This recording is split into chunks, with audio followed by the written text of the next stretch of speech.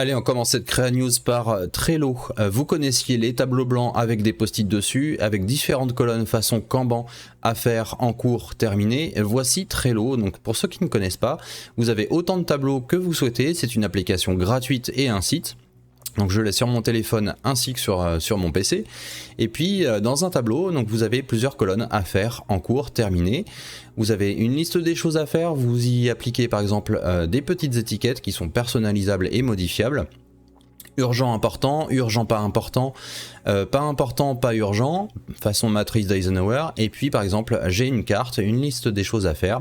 Visitez le site de Ganakel, à faire ou en cours, avec à l'intérieur une carte, différentes pièces jointes, que ce soit une image ou plusieurs liens tout simplement. Vous avez une checklist et effectivement je vais la montrer par exemple sur une checklist récurrente.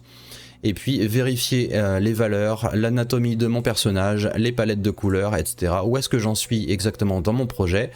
À faire, est-ce que j'ai des recherches et des recherches de références à faire, et bah ça c'est terminé. Et puis bah une fois que c'est fait, je bascule la carte, le post-it dans en cours ou alors terminé. Par exemple si c'est urgent et important, je voudrais qu'à la fin de la semaine, tout ce qui est urgent et important, donc mon projet 1 et mon projet 2 soient terminés. Et à ce moment-là, je lui applique une date limite avec une petite notification. Et effectivement, ça peut être important, que ce soit pour la liste des courses ou alors la gestion de vos projets globalement. C'est vraiment super intéressant, c'est gratuit, n'hésitez pas à l'utiliser. Et puis, je vais vous montrer aussi Milanote, qui est Jack Norris, qui m'avait montré ce petit logiciel gratuit encore, cette petite application. Un board, donc un tableau avec une gestion de projet et une prise de notes façon mind map. Donc c'est toujours intéressant, des petites ressources comme ça. Si vous travaillez donc en collaboration, que ce soit votre conjoint pour la liste des courses ou alors des clients, ça peut être bien de leur montrer les étapes, qu'est-ce qui a été fait, qu'est-ce qui est en cours, terminé, etc. Voilà, n'hésitez pas à utiliser ces ressources gratuites, c'est hyper sympa. Allez, on passe à la suite des Créa News et j'ai beaucoup de choses à vous montrer suite au HDS Digital Games. J'étais donc au festival HDS Haute-Seine Digital Games, beaucoup de ressources. Très sympa, vraiment, j'ai découvert des choses, la CNIL notamment, donc la Commission Nationale Informatique et Liberté, qui participe notamment à créer des ressources gratuites à destination des parents, des enfants et aussi des enseignants, jeunesse et numérique, donc il y a beaucoup de choses à dire et beaucoup de choses à faire. La CNIL qui publie, et je vais vous montrer dans un instant, les supports avec lesquels ils travaillent aussi, donc des vidéos thématiques, prudence sur internet avec la CNIL, donc des fiches pédagogiques et puis des petits jeux éducatifs pour les enfants, les adolescents, les parents, le personnel éducatif. N'hésitez pas à leur demander les petites cartes à jouer, les posters à imprimer, à télécharger. Il y a beaucoup de choses à dire et à montrer et ils ont travaillé notamment avec l'ARCOM, donc c'est l'ancien CSA, l'éducation et la citoyenneté numérique, et puis e-enfance, enfance en danger, donc c'est le numéro 3018 à appeler pour la cyberprotection des enfants si par exemple ils sont victimes de harcèlement, cyberharcèlement, revenge porn et compagnie. Et il y a beaucoup de choses malheureusement qui existent sur internet, autant les protéger et savoir comment faire. Pédagogeux.fr aussi, utiliser les PEGI 3, 7, 12, 16 et 18, comment ils fonctionnent, quels sont les signalétiques exactement, à quoi ça sert. Tralaler qui publie aussi des ressources numériques pour l'éducation, il y a beaucoup de choses qui existent, c'est gratuit. Faminum aussi que j'ai découvert, et puis stoplaviolence.net, il y a encore beaucoup de choses à faire dans ce domaine-là, que ce soit pour les enfants, encore une fois, les parents et les enseignants, il y a vraiment du contenu qui existe, n'hésitez pas à le télécharger et à l'utiliser. Ça peut être bien pour les enfants, aussi des petites cartes à jouer, je vous montre ça dans un instant. Un encart vidéo cette fois-ci pour vous montrer les ressources gratuites de la CNIL, de l'ARCOM et bien d'autres, le 3018 notamment avec e-enfance. La CNIL ici, donc la Commission Nationale Informatique et Liberté, protéger la vie de vos élèves, donc ça s'adresse aux élèves, aux parents, aux instituteurs, les professeurs, un gros guide documentaire, prudence sur internet, les réseaux sociaux, les ressources et les outils pédagogiques pour avertir les enfants des risques, des dangers. La CNIL qui publie aussi sous format de jeu, je le disais à l'instant, des incollables, un classique, donc des questions-réponses pour éduquer les enfants aux réseaux sociaux, les pseudonymes, à quoi ça sert, etc. C'est très bien fait. On apprécie vraiment. Donc ça c'est le 3018 e-enfance en danger. Donc le harcèlement, le cyberharcèlement, etc. Toujours pareil, des questions, des réponses. Tout ça c'est vraiment très ludique, c'est une bonne idée. Tout ça c'est gratuit, c'est à retrouver sur le site de la CNIL, de l'Arcom et e-enfance. Et puis des petites cartes à jouer. Tous ensemble, prudence sur internet, ça c'est très important. Sur mon compte j'ai une demande d'amis. Quelqu'un que je ne connais pas, hors de question, je le connais pas, je refuse. Super, un ami de plus, ou alors je lui écris, on se connaît. Donc voilà, ça c'est des petites cartes à jouer, ça va vous permettre de passer un peu le temps aussi sur la route des vacances. Donc sous format de carte, ça c'est vraiment très sympa à faire. Donc je le disais, 3018, violence numérique, prévenir et intervenir. Si vous avez un enfant qui ne se sent pas bien, vous savez pas comment réagir, appelez le 3018, ils vont vous aider. Voilà, il y a quand même des numéros qui servent en France. Utilisons-les. Et puis des petites ressources pédagogiques. La règle des 4 pas, je vais la montrer de suite. Pas d'écran le matin, pas d'écran durant les repas, pas d'écran dans la chambre et pas d'écran avant de s'endormir. Ça reste la base, mais c'est quand même à rappeler. Et puis je le disais, l'ARCOM, anciennement CSA, régulateur de communication audiovisuelle et numérique, qui publie là encore des petites fiches pédagogiques. Donc encore une fois, ça s'adresse aux parents, aux enfants, aux instituteurs, tous les adultes qui veulent s'informer tout simplement et informer correctement les enfants. Pédagogeux aussi, pédagogeux.fr qui publie des petites ressources gratuites, informer les enfants, les parents sur les usages des écrans, les jeux vidéo. Donc les petites mentions PEGI 3, PEGI 16, PEGI 18, etc. À quoi ça sert, comment c'est classifié, c'est toujours intéressant à savoir. Faminum.com, la plateforme familiale d'éducation au numérique. Donc là encore, un outil qui peut aider les familles à mettre en place de bonnes pratiques numériques à la maison. Il y a quand même des bases à revoir absolument. Stoplaviolence.net, un serious game pour aborder la violence scolaire au collège. Toujours intéressant à lire, des ressources. Si vous êtes un petit peu décontenancé, vous ne savez pas quoi faire, n'hésitez pas, il y a des gens pour ça. Internet, les écrans et nous, c'est fait notamment par Tralalaire et Internet sans crainte. Les écrans, les réseaux et vos ados, toujours par Tralalaire. Et puis un gros guide, donc Tralalaire, créateur de ressources numériques éducatives pour le primaire, le collège, le lycée. Un énorme document, plein de référentiels, le harcèlement, et puis toutes les ressources qui existent. Donc ça, c'est vraiment à consulter.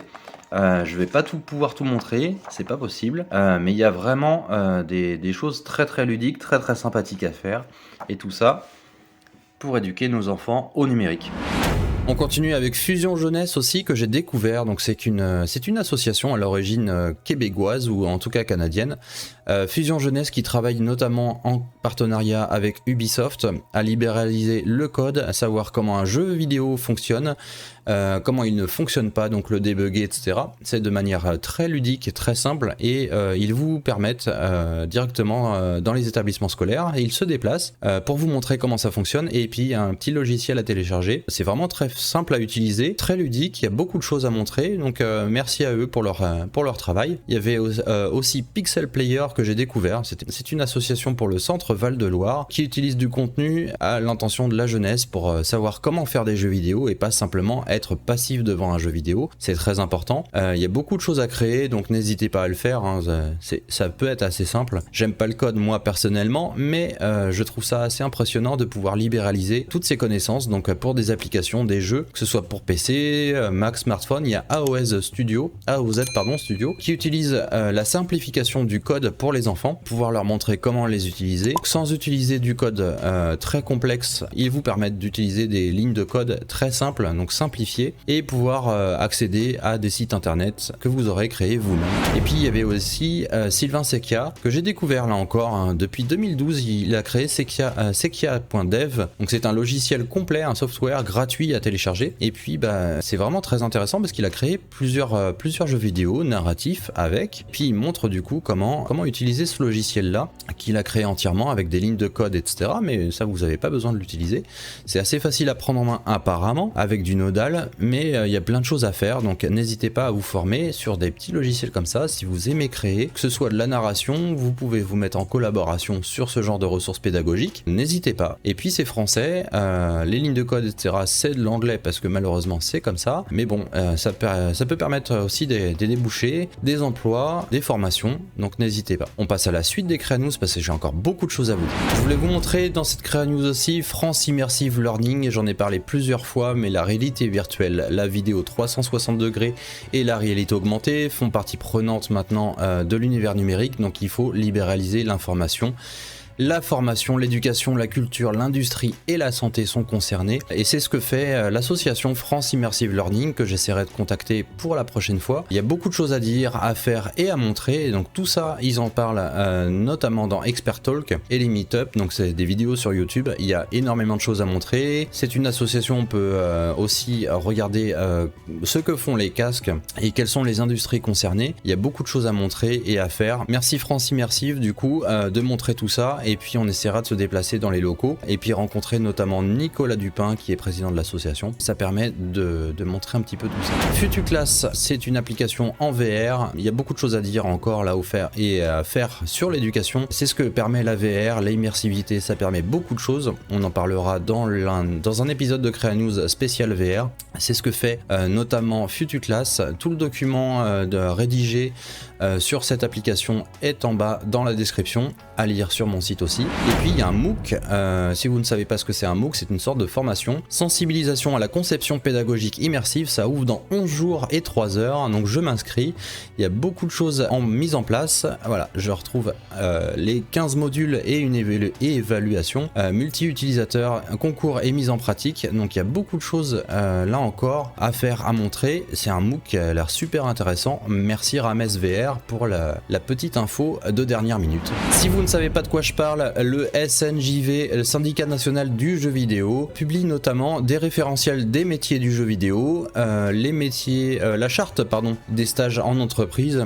Tout ça est disponible gratuitement sur internet, je l'ouvre directement, c'est un PDF et ainsi vous accédez donc tous les métiers du design, les métiers de l'image, les métiers de la technologie, qu'est-ce que c'est qu'un programmeur, un gameplay programmeur, voilà, programmeur réseau, programmeur 3D, qu'est-ce que c'est, à combien il peut postuler aussi en sortant d'école ou avec un petit peu d'expérience. Ce sont des fiches qui sont très bien faites, n'hésitez pas à les consulter, peut-être recruter du coup des ingénieurs, des game designers, des producteurs, assistants chefs de projet, et puis savoir à peu près combien leur demander en fonction de leur cursus. Il y a beaucoup de choses à montrer là encore. Le syndicat national du jeu vidéo le montre ici avec ses 2 fiches pratiques. Voilà, ça permet aussi de pas se faire avoir quand on postule à des jobs ou alors à des stages rémunérés, etc. comme on en voit beaucoup trop. Donc les ressources sont gratuites, le lien est toujours dans la description, n'hésitez pas. Allez, Virtucam is here, c'est sur la chaîne ASKNK, c'est une très bonne chaîne qui suit toutes les actualités sur les logiciels et notamment les add-ons Blender. Il y a beaucoup de choses qui sont montrées, c'est vraiment très intéressant à suivre et puis je suis tombé sur cette petite pépite Virtucaméra. Donc c'est une caméra directement, au lieu d'utiliser directement la caméra dans Blender et la manipuler, vous pouvez utiliser votre smartphone de cette manière et l'utiliser en tant que caméra directement dans votre scène 3D. J'ai trouvé ça super intéressant, c'est gratuit, c'est un add-on pour Blender et d'autres applications des logiciels 3D.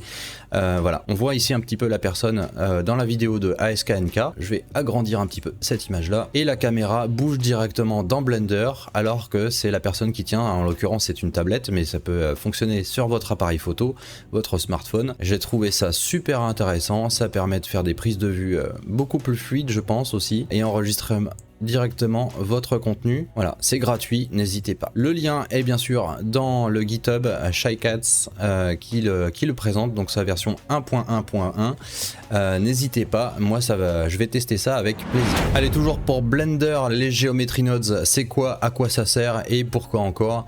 Qu'est-ce qu'on peut en faire? Tout simplement, tout est expliqué ici. Qu'est-ce que c'est les Animation Nodes, donc les nodes, le nodal, etc. etc. C'est très intéressant à regarder. Il y a beaucoup de possibilités et je vais vous montrer tout de suite dans l'addon Bagapaille fourni par Antoine Bagatini. Qu'est-ce que ça permet? Une petite vidéo explicative suite au Geopack de Bagapaille qui vient de sortir, donc la version 10 déjà. Ça fonctionne avec des Geometry Nodes et ça montre un petit peu à quoi ça sert et comment, qu'est-ce que ça permet. C'est assez facile d'utilisation, il y a une petite formation à avoir. Si vous voulez en savoir plus, il y a la chaîne Michael notamment ou Alex sur YouTube, c'est en français. Si vous vous êtes formé ou si vous voulez l'être sur les Geometry Nodes dans Blender notamment, n'hésitez pas, ce sont des très bonnes chaînes et en l'occurrence l'utilisation de Bagapaille, c'est un truc assez formidable dans la création, ça permet un gain de temps phénoménal, donc n'hésitez pas à utiliser ça. Si vous utilisez Blender notamment, c'est gratuit, n'hésitez pas à le télécharger, le lien est toujours dans la description. Et puis décidément je suis abonné à 3DVF et c'est pas pour rien. Imova, c'est une petite entreprise dans la région de Rennes si je ne m'abuse, qui utilise Unreal Engine et du coup c'est l'avenir de l'essayage en virtuel. Vous pouvez utiliser des avatars et utiliser du coup des vêtements pour regarder un petit peu qu'est-ce que ça donne. C'est assez impressionnant, je vous mets le lien dans la description bien sûr pour aller lire l'article sur 3DVF et voir les liens sur leur site. Imova du coup, c'est une incroyable expérience d'essayage virtuel, oui je confirme, c'est assez impressionnant et tout ça c'est français, donc comme quoi l'industrie n'est pas morte en France et il y a de la réindustrialisation à faire. C'est déjà la fin de cette Créa News, elle est courte mais très dense encore une fois, il y a beaucoup de choses à dire, beaucoup de choses à vous montrer, je travaille sur du contenu notamment sur la VR en collaboration avec certains youtubeurs et certains artistes. J'ai beaucoup de choses à montrer, je suis en train de refaire Holo, si vous voulez m'aider, il y a le lien dans la description vers le Tipeee, ça pourra m'aider. Merci pour le soutien, n'hésitez pas à mettre un petit commentaire, ça aide toujours à regonfler un petit peu le moral malgré la grisaille de ce mois d'avril. J'espère que le mois de mai sera riche en contenu et notamment on se retrouve au Yamag Masterclass avec Edouard Noisette, n'hésitez pas, il reste encore des places je crois, c'est à Paris, ça vaut le coup. Allez, à très bientôt pour les Créa News.